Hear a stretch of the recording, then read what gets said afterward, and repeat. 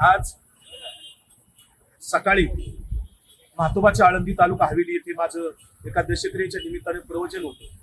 ते प्रवचन संपल्यानंतर 10 वाजता मी आळंदी म्हातोबाच्या इथून पुण्याला जायला निघालेलो असताना रस्त्यात गावाच्या बाहेर आल्यानंतर वारकरी संप्रदायातील संग्राम भंडारे आणि काही 10-15 गोरक्षक होते. सगळेजण 2-3 गाड्या होत्या आणि त्या सगळ्या गुंडांनी मला रस्त्यात निर्जन स्थळी अडवलं.